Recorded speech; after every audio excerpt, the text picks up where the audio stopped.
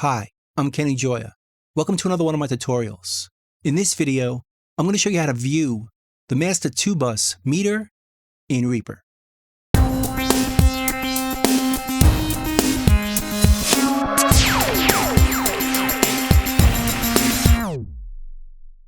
Now, one of the most important things we can do in Reaper when working with audio is making sure we don't overload the 2-bus or the master bus fader. So if you have a project with many tracks like this, and we play it, we want to make sure we're not overloading that final fader, which is where all the sounds come together before they go to your speakers. And if we overload there, we're going to have distortion that we can't get rid of. So it's important that we view the meter on the master bus as often as possible. One way to see it is to go to the View menu and choose Master Track when we're in the track control panel. And that'll put the master fader right up here. We can resize it, and we can see the meter right here as we play our track. And we want to make sure we're not overloading this meter.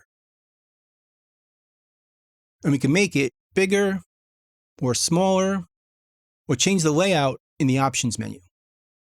If we go down here to layouts, we can go to Master Track panel and change the layout right here. My personal favorite is this one, small full meter, which makes the track look like a full meter. If we make it bigger, it goes up and down like this. And if we make it smaller, it goes left to right. But it's a pretty big meter, so it's very easy to see if we're overloading or not, if we're going into the red. And we can open and close this with a keyboard shortcut. Right over here, on the PC, it's all Control M, and on Mac, it's Option Command and M. Hit that keystroke, and we can see it. Hit it again, it gets hidden. This way we can jump back and forth while we're playing our track to double check it. But there's still one problem with seeing it here. If we scroll down, we don't see it anymore. We only see the master track in the track control panel on top as the first track. But we can see it in other ways. Let's hide it. We could also see it as a floating mixer master. If we choose this, it's going to float in its own window. And in this mode, we could right-click it to change how the meter works. It could be peak and RMS, or just peak. Right-click it again, RMS, and a whole bunch of other settings you can customize for yourself. I'm going to put this back to peak and RMS so we can see both at the same time. These are the peak in the middle, and the RMS on the outside. But we can change the layout for this as well. Go to the Options menu, and go down here to Layouts, and go to the Master Mixer panel, and we can change it right here. Standard, small, and large, and it looks like this. And it can be resized very easily, really small or really big. And we can put it anywhere we want, on this side or this side, but we could also put it in our mixer. If we open up our mixer, from here, we could see all our tracks, but we could also see the master track. So if we right-click over here and go to Master Track, we could choose some options right here, like Show in Mixer, and it shows up right here. Now what's nice about this, in the mixer, even if we scroll over, we're always going to see the master fader on the left side. It doesn't move as we scroll. So we can always see that meter as we're playing, even if we're working on tracks over here. But we could also move it to the right side. Right-click, Master Track, show on right side of Mixer. So now it's over here. We can still scroll back and forth,